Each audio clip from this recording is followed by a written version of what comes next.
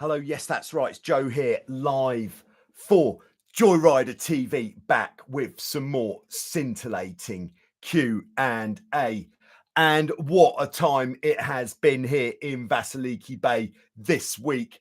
There has been nothing short of champagne sailing conditions every single day of the week. So, yes, I've been out on the water. Yes, I've had some cameras rolling. And yes, there's going to be some great new content coming soon on Joyrider TV. Very exciting times indeed. Hello to everybody who's already joined and is in the live chat. Thanks for hanging on. Few technical difficulties there. Hello to channel member Mark, and thanks for the super sticker or super chat. I should really know what they're called. Super chat, I think. Yeah, nice to have you on board. Hello to Toot in Texas. So Toot's story is he sold the Nacra 5.7. He sold the Hobie 16, and he's bought a Hobie Wave, and then he's put a Traveller track and car on the Hobie Wave, and he's put on clips on the jib. I believe we call those hanks, to give a better jib shape. And he said it now sails like a completely different boat in the strong winds. So great stuff there too. Nice that you could get a bit more poke out of your Hobie Wave. Thanks for tuning in. We've got Leland Lee on board in Clearwater, Florida, as always. Who else is on board? All right. Yes, so Lee is saying, can we talk about Hobie 16 rig tension? How to know if it is too tight or too loose? All right, we'll come on to that in a jiffy. We will, because I've already drawn a picture while I was messing around with my computer. I drew a picture in preparation. All right, so we've also got Declan on board in Sweden. Great to have you with you, Declan. Good to make it in time this week. And then we got John in Texas. Thanks for tuning in, John. So the first question I'm going to kick off with is from Samuel, and this has actually been waiting for a few weeks to get answered, because last week I did the special Q&A with Sam Holmes on his boat in Vasiliki Harbour, which was a lot of fun, very nice. So do check out that video on Sam's channel if you haven't seen it. That Sam Holmes Sailing is the channel, and that was quite an interesting chat that we had on his boat. But question is, I'm just trying to see what the question is. I'm utilizing many screens today. Samuel's getting a Supercat 20. Oh, he's using a mast from a Supercat 20 for his trimaran. It's got 2 diamonds, and he's had some general tensioning instructions from the original builders. Now, Sam says, how do I roughly measure the tension of the diamond wires? He says, I'm thinking of making a primitive tool. Any suggestions would be welcomed. Yeah, this is a tough one, actually. I did make a video on how to measure the rig tension without a gauge, but to do the diamond wires is going to be very tricky. So if you want to know what diamond wires is, on a mast on a bigger catamaran, like generally 18 foot and bigger, although you would have these on Formula 16s as well, or on 17-foot boats. So I will withdraw that statement immediately. About, what would that be? A third of the way up the mast, you've got these parts which are called spreaders. So that's looking from in front, that's looking from the side. The spreaders, if we were to look from the top, there's the mast, and the spreaders would look like this. So the only two ways that I can think that you could measure your diamond wire tension without a gauge, just by hand almost, is the first way is what people used to do. We all used to do it. Is you'd you'd tension your diamond wires. So generally, you'd have some sort of screw down here at the bottom of the mast. You tension them up until you start feeling some resistance from the wires. And then you take your hand just above the tensioning screw so that it's pretty much as wide as you can grip with your hand. And then and what you need is a calibrated hand. You need to know what you're squeezing for. So I would say it would be a good idea if to calibrate your squeezing hand, to borrow a rig tension gauge off someone, check your rig tension, what your diamond tension once, see what the calibrated hand feels like, and then get back involved with the calibrated hand. And generally, just above the adjustment screw, you should be able to just move the wires slightly with your hand. Not so much that you'd be able to press the wires against the mast, but there should be something there. Now, the other way that you can check your diamond wires are tight enough, this isn't going to tell you what the tension is, but it's going to tell you that they're tight enough, is with the spreaders set to whatever your preference is. So your spreader rake, so what we would generally have is the spreaders would come further back than the back edge of the mast. We can then, if you saw the tornado tuning video that I put out this week, this will all be quite obvious because I just talked about it. We'll then put a straight line, like in the video I tied a thin line between the diamond wires just below the spreaders, but you could use a batten or a straight edge between here, and we then measure the distance here, and the distance there should be something between 4 and 6 or 7 centimeters there, and that is what we'd call the spreader deflection or spreader rake. So with the spreader deflection in place, we then tighten up the diamond wires, and then our alternative way of measuring the pre-bend in the mast. So as we pull this tight, this part of the mast is going to get pushed forwards by the wires, which puts a slight amount, you can't even see that, a slight amount of bend into the mast, which the more bend you have, the more it depowers your rig, because it makes it a lot easier to get a flatter rig. There we go. I said it. So, and what you want to do is take your main halyard from the top of the mast, pull it really, really tight to the bottom of the mast, and then measure the distance between the trailing edge of the mast here and your main halyard with it pulled very tight.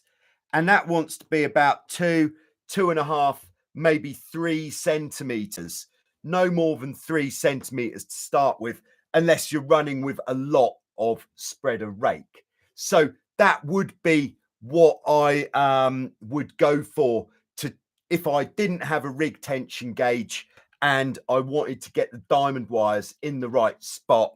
I know that with 4.5 centimeters of spreader deflection, if the diamond wires are about 35 on the loose gauge, this measurement would be about 2 to 2.5 centimeters there. There we go. All right, question 1 answered. All right, we're going to have to fly through this today, I'm afraid. For those who are just tuning in or watching later, I actually started about half an hour late because for some reason I couldn't get this app called GoPro webcam working, because the new computer doesn't have a webcam. So I have to use the GoPro, and there's an app called GoPro webcam, but for some reason today it didn't want to work. Thank you. So a bit late. All right, so next one from Leland Lee. How do you know if the rig tension on your Hobie 16 is too loose? All right, or too tight? Right, so generally speaking, what you want to do is, in light winds, you want to pull on that rig tension really pretty tight. And we'll use a method that we call sweating the halyard.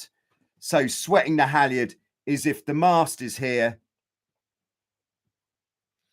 there's the mainsail there. So your jib halyard is running down this side. So rather than pulling it down to get the tension, what we're going to do is actually, there's the halyard, and you're actually going to pull it outwards. And by doing that, you get much more leverage, and that means you can get much more rig tension on. So what we would do is have the rig tension as tight as possible in the light winds. That's going to give us the most power, and it's also going to make it possible to get more tension in the leach of the mainsail, which means we're going to be able to point closer to the wind in the lighter winds. As the wind gets stronger and we're sailing faster, we're getting more lift from the hulls and the rudders, which means we're still going to be able to point as high, even without as much tension in the back edge of the mainsail. So why wouldn't you keep it on that tight all the time? Well, what happens is, as the wind gets stronger, your rig will start fighting against the boat. And what you'll feel if you have too much rig tension on is, every time you get a gust, the hull will really lift up. Perhaps your rudders will get really heavy. This actually maybe answers a question of Paul's from France, who's in the live chat. Hello, Paul. Which is, why am I getting a lot of weather helm when the rudders are serviced correctly? If you've got too much rig tension on when it's windy, when it's Paul's quite a heavy guy, quite tall.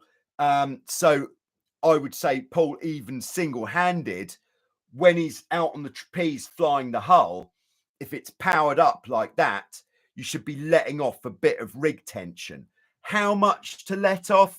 I would say that much is the maximum. That should be your range. What is that? I haven't got a caliber. Oh, yeah, here we go. What is that? What do we want? Centimeters or inches? I would say that is about 7 inches or 18 centimeters of range on your jib halyard. And when you let it off all the way to 18 centimeters, that is going to be pretty loose. So that would be in absolutely honking conditions where you're really trying to depower your rig. So that is your range. So if you're sailing and it's windy and your rudders are serviced nicely, and every time you get some power, you feel like you're fighting the boat, then the answer is most likely that you've got too much rig tension on. So ease a little bit of rig tension off. Just do it 1 inch at a time and sail the boat a bit more, and then you'll get to learn what your boat likes. So spend a bit of time, perhaps when you're not in a competitive situation, when you've got a bit of time on your hands, just start off with the rig tight, sail the boat. If it's windy enough to double trapeze, brilliant. If you feel like you're having to fight the boat a bit, then ease a bit of rig tension off, sail the boat, see how it feels. And then if it's still a fight, let a bit more off, 1 inch at a time.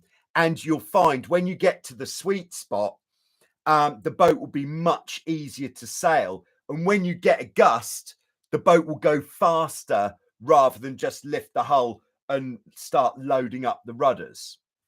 There we go. That is what I think there on that. So just to follow up with Paul's question. Oh, sorry, Lee. When is it too loose?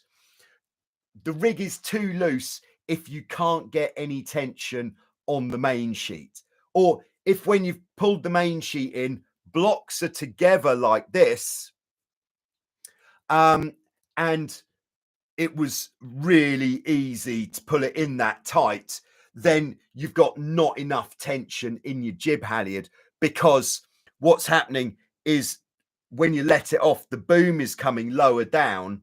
So there's not actually enough space to get the tension in the main sheet to put tension into the leech of the main sail. So that is too loose.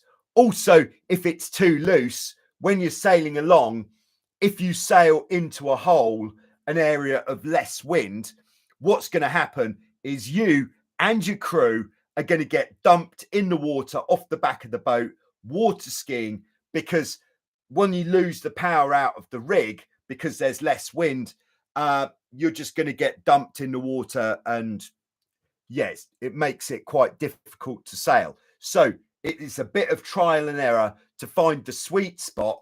Once you've found the sweet spot, get some sort of mark on the halyard and on the mast that you can line up, or a selection of marks. So then next time you're out, you will know. One thing that's important with your jib halyard on a Hobie 16 is that the jib halyard is of a quality that doesn't stretch. It's a very long piece of rope. And if you're using like a 5mm rope with a polyester core, that is not going to be strong enough. And that means when you sheet in the main sheet, you're actually going to be stretching your jib halyard, and it's not going to be very nice. It's not going to be effective. So there we go. Thanks very much for the question there, Lee. I hope that is a helpful answer. Sorry for the quick fire nature today, but by the way, this is my biggest news this week, is I have actually only got, after 28 years of working on the Wildwind Beach in Vasiliki, Greece, I've only got 1 day left until I am retiring from that role. And you may say, what? Retiring from those champagne sailing conditions? Surely that is the best job in the world. Well, yes, it is the best job in the world for the regular instructors. But for me, there was just getting too much boat maintenance involved. So the actual amount of time I could spend on the water has just been going down and down all the time.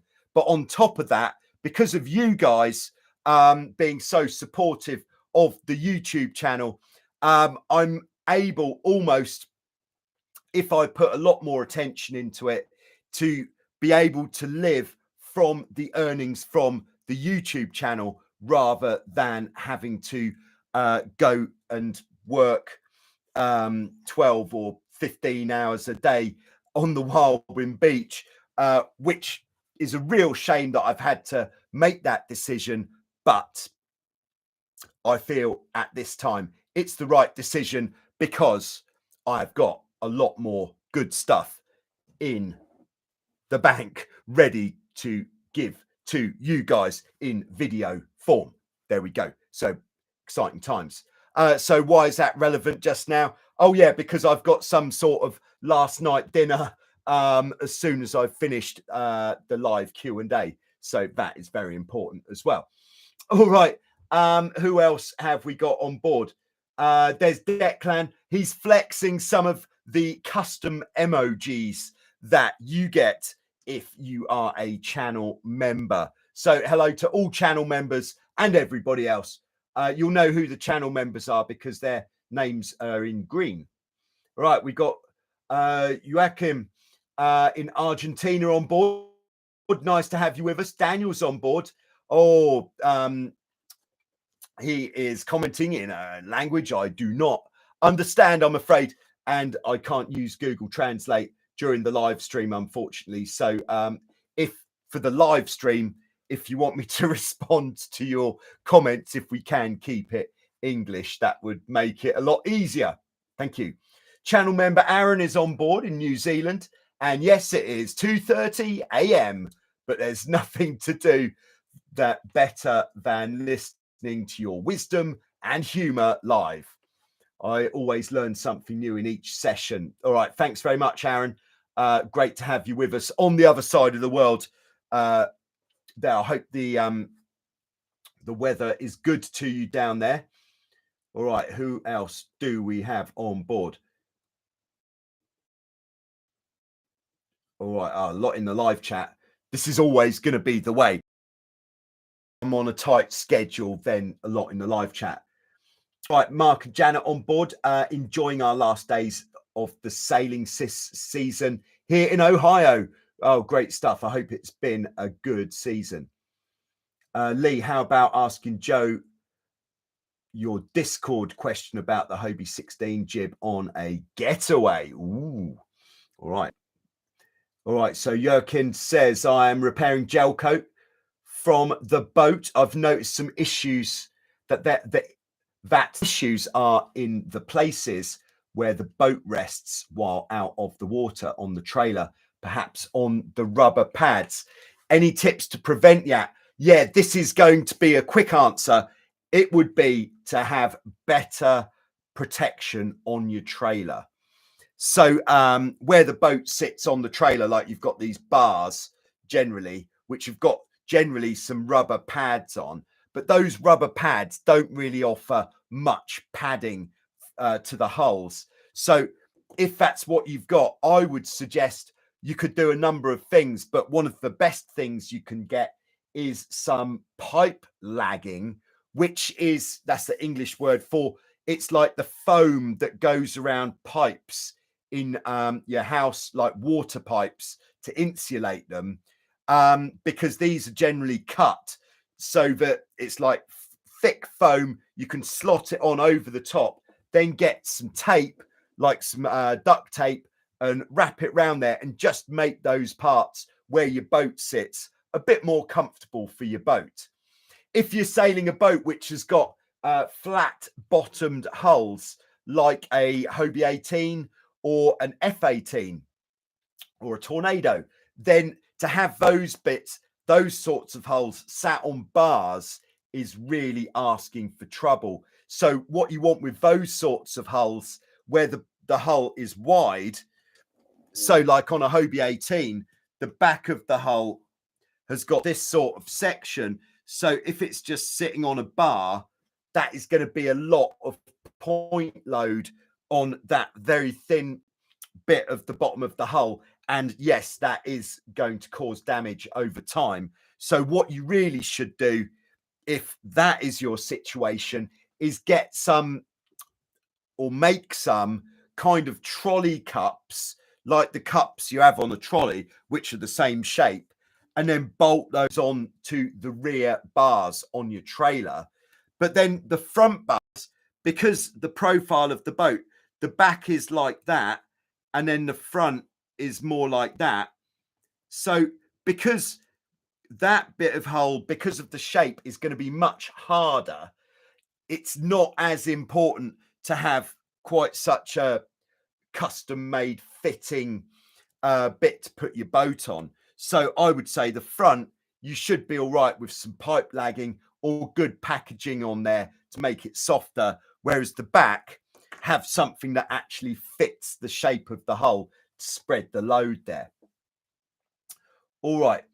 Jokin says, I guess the reason is accumulated water between the hulls and the pads after rains. Oh, okay. So maybe some sort of osmosis is going on there. I doubt it has to do with pressure, as I can't imagine it being too high at the stern. Yeah, you're probably right. Declan says, I used an aluminium ladder under each hull with each of the steps covered with thick rubber. This is a great solution, actually, because if you, let's say, if we look from above, nice one, Declan. This is a very good idea. Might actually have a look at this at some point. So our trailer from above, we've got, and then our so the holes would sit, I think we are switching, our holes would sit here, but by having an aluminium padded ladder in here, probably better, to be honest, thinking about it, better with a skeg hull boat, because on a skeg hull boat you've got this section like a knife, which is pretty flat, whereas on a boat which has got a lot of rocker, you're only going to make contact in the middle, whereas on a boat like this, it's going to make contact all the way, which is really going to spread the load, which is going to be pretty good. All right, Declan continues. This allows the hull to breathe if there's a lot of humidity in your storage area. There we go. So I'm going to continue. Hello, Thomas in Cologne, Germany. Great to have you with us. All right, so I'm just skipping. I'm skipping the chat between Declan and Joachim just because I've got a lot to go through and not so much time. Do you always de-rig Hobie 16s over the winter? Yes, for us, and I would suggest it. If you've got a Hobie 16 or a Hobie 14 and you're not going to sail for several months, like I would say 3 months or longer off the water, then yes, it is absolutely a good idea to take the boat apart completely. That means taking the beams off the pylons, unless you happen to have epoxied your boat together, which I know is popular in Australia.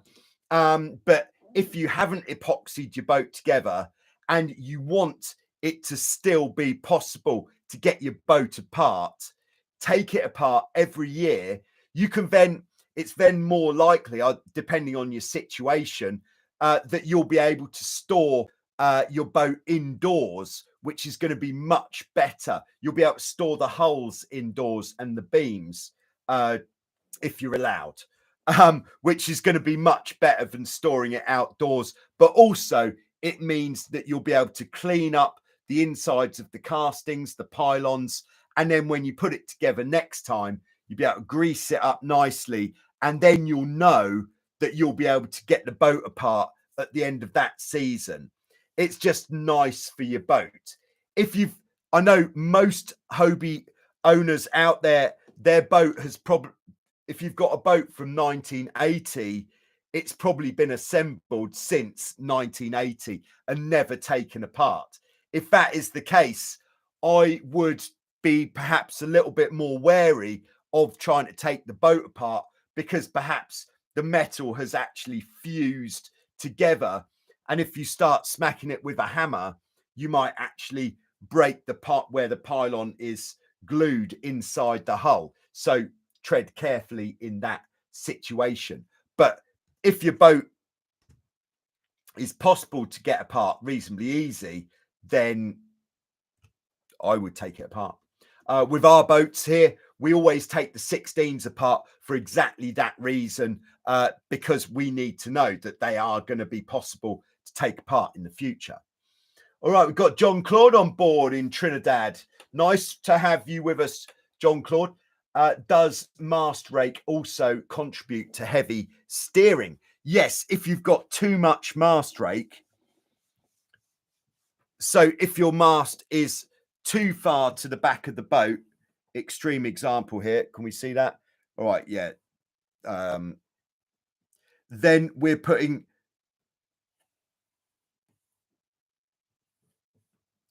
our center of effort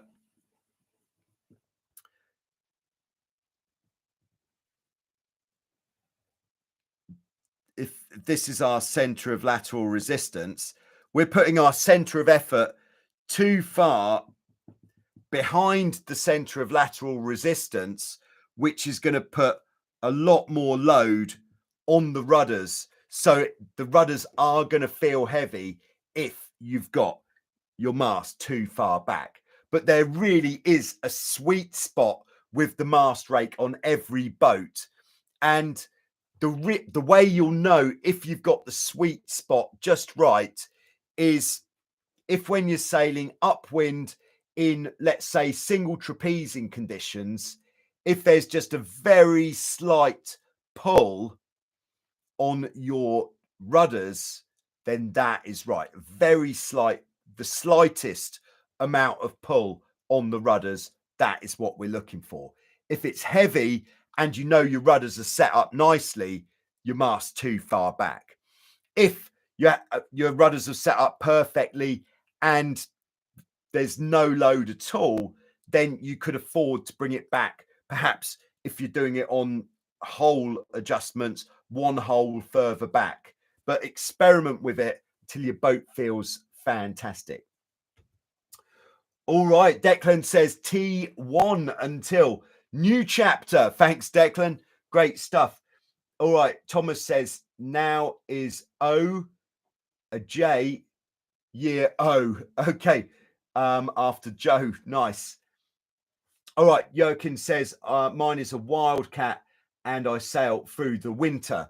Yeah, so yeah, for a Wildcat F18, especially the more modern F18s with the flat bottom hulls, we're back to the trailer. The trailer definitely wants to have a kind of custom trolley kind of cup style shaped part on the front and back hull supports on that trailer. There we go. All right, so just thanks to Declan for his super chat or super sticker. Very kind. Have a great dinner, says Declan. I know we would all like to be with you this evening to celebrate your transition to full-time Commodore of the Joyrider Yacht Club, Sailing Club, and all that. All right, Benny, don't worry. I've got your question in the preloading, and I'm coming on to that shortly. In fact, I'm coming on to that right now. All right, Mark is in there with some custom channel members only emojis. Very nice. We've got the cat fever there with the yellow hulls. It's a favorite. All right, so Benny's preloaded question is, I saw in some race videos that it's common to let the crew play the traveller in the gusts instead of the helm playing the main sheet. This is a big question, actually. It really is something that I should look into. But he says, continues, is that better way to depower in the gusts because you keep sailing block to block and keep the shape in the sail? Do you have a higher overall speed? Yeah. I haven't got a straight yes or no answer for this. I would say in an ideal world where you've got a really efficient traveller system and the wind isn't too gusty. So if the wind is only going up and down a small amount, then and you're sailing a boat with a lower aspect mainsail. So this is my opinion. Other people's opinions may be different, but this is what I believe. If on a boat, let's say a Hobie 16, if you've got the main sheet block to block and you get a small gust, the hull starts to lift so much that you feel that the boat is going to slow down, if at that point you can ease a bit of main sheet, yes, on the upwind leg, I would say that is going to make you faster than easing main sheet. And you're going to maintain your pointing more on a boat like a Hobie 16, which has got a lower aspect mainsail.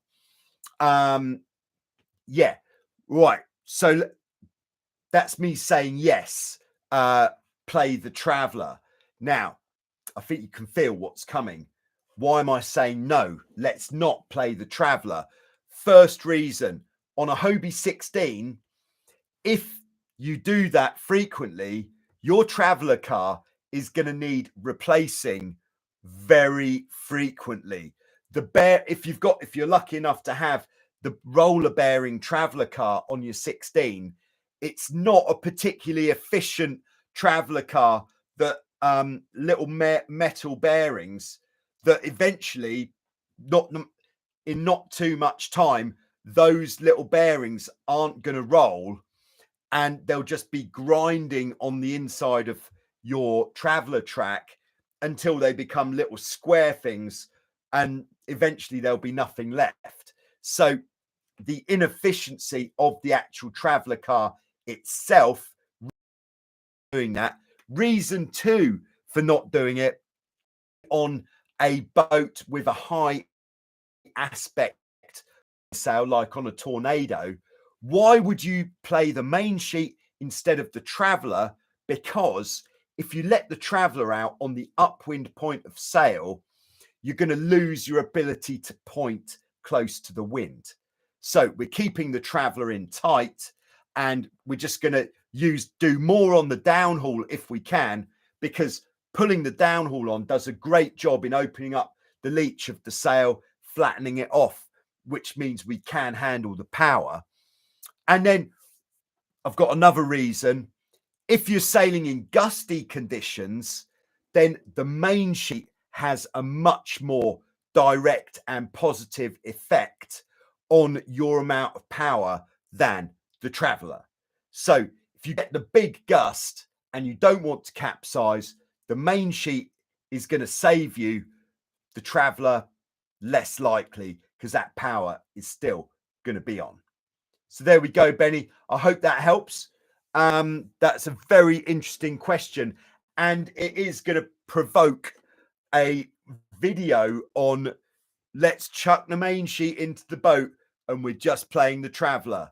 Let's see what happens. I'd be very intrigued, but I will certainly be wearing my crash helmet for that one.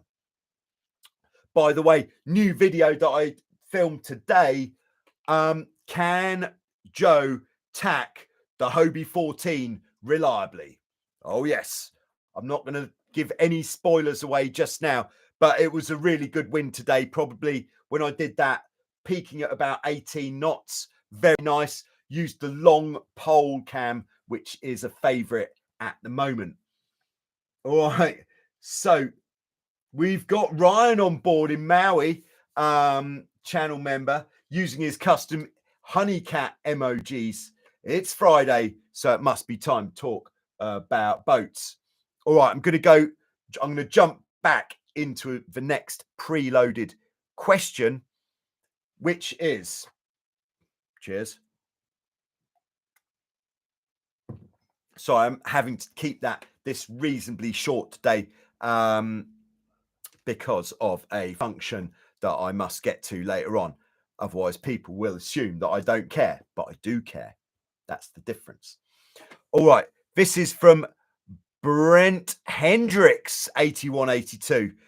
I understand you don't want to slacken the main sheet. All right. This is relating to sailing with a spinnaker. So you don't want to slacken the main sheet too much, as the main sheet tension acts like a backstay and takes the forward load from the spinnaker. All right, let's draw this in to explain what Brent is talking about.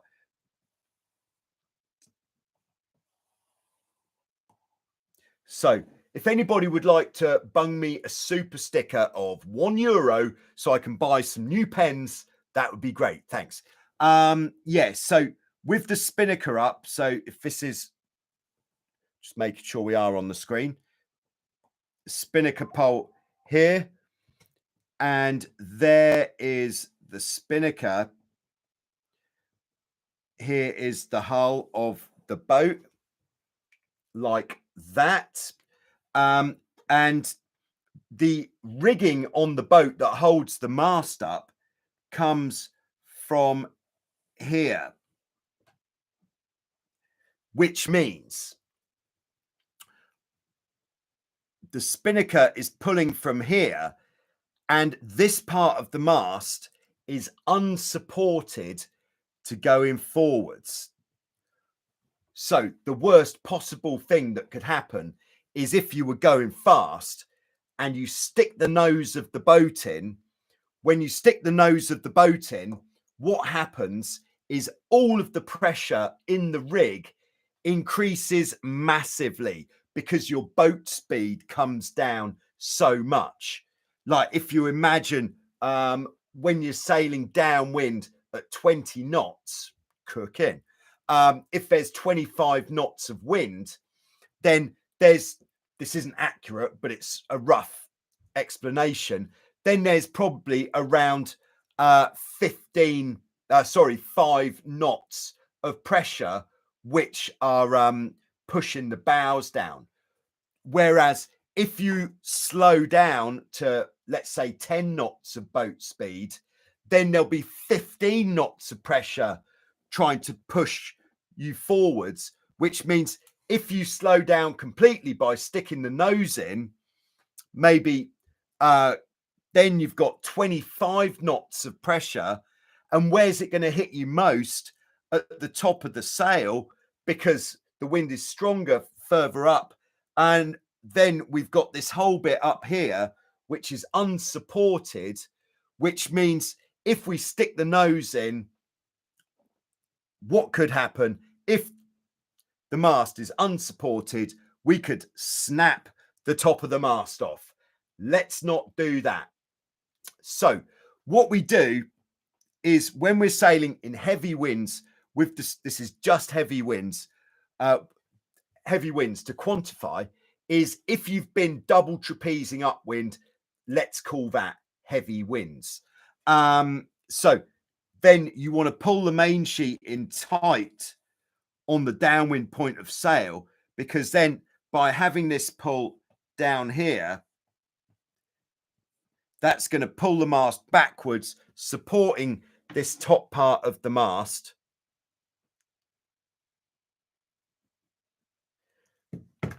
And stopping you from snapping your mast, which means the worst thing you can do when you're sailing when it's windy is if the bows go in, is to let the main sheet off, like you might do if you were sailing with two sails. You might go, oh, bows are going in, main sheet off.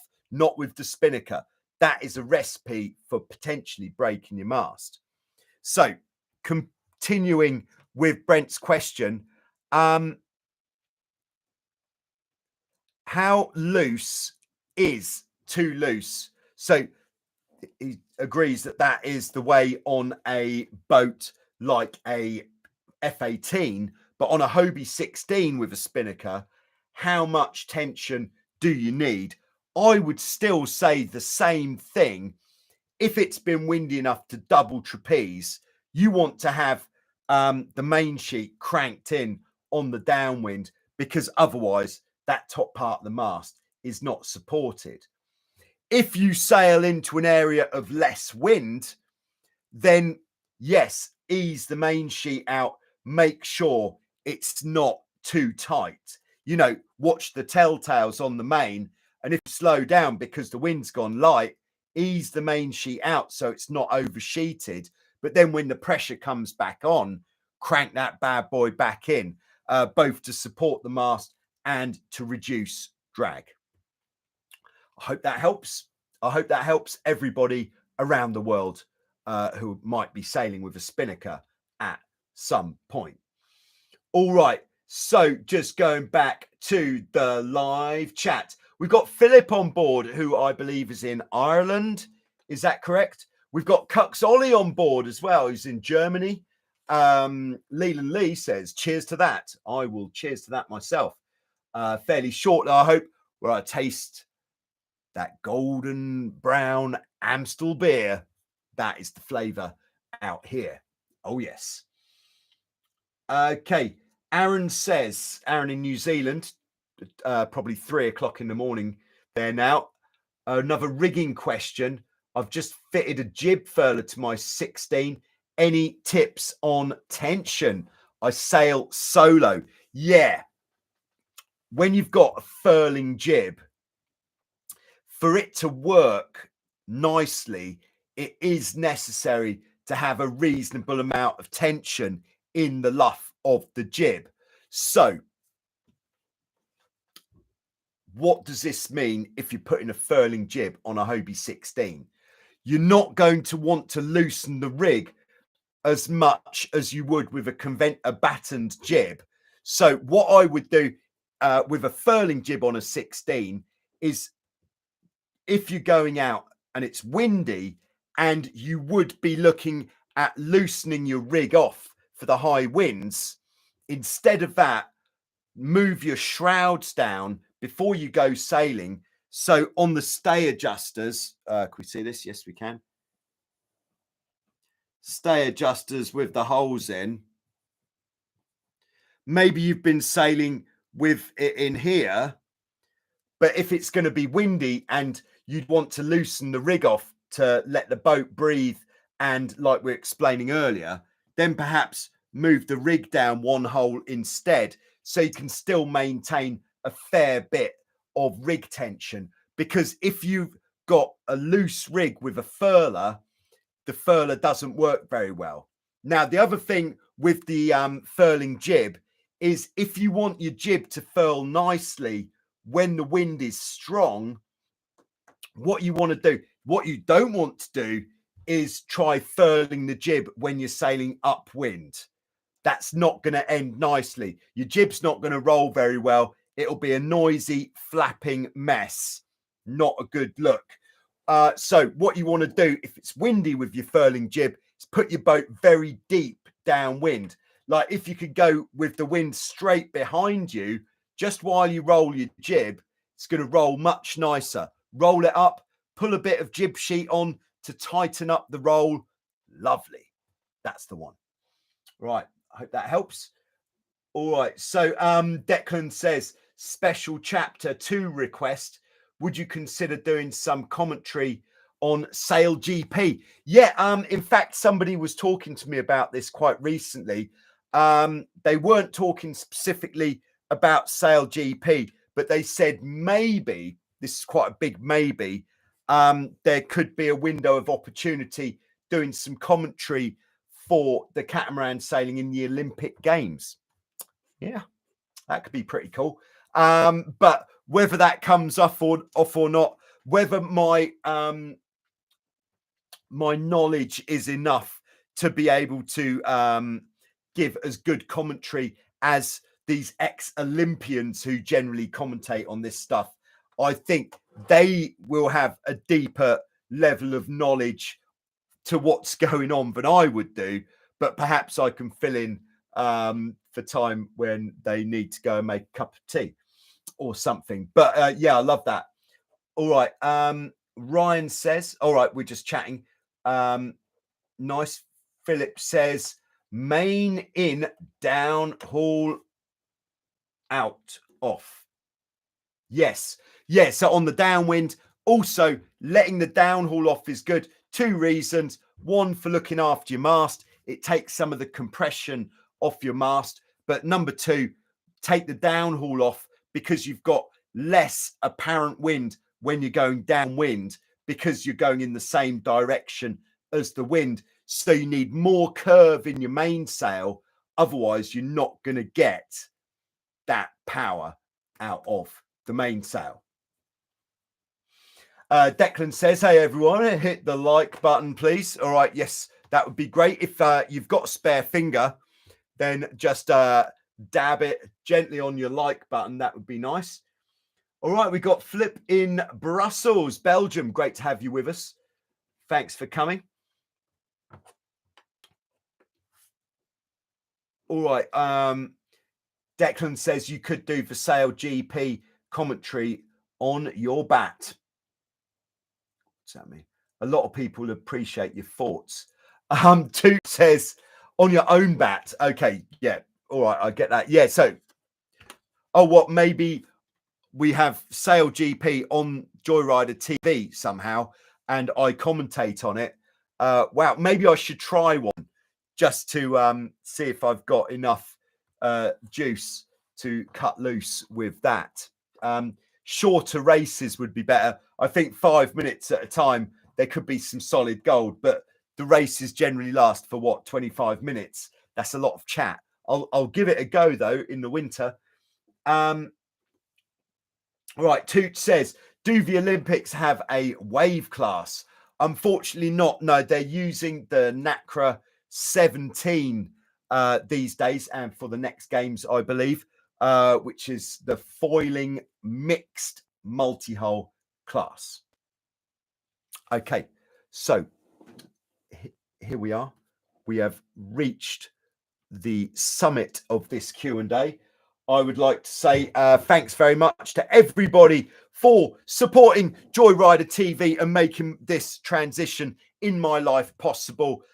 Very exciting times. I'm definitely going to try to sort out a better webcam solution for the new computer. Thanks to everybody who has been supporting the channel, who has chipped in for the new computer. And thanks very much to Office Hands Dave for smuggling it out to Greece from the USA and saving me a significant amount of cash on that.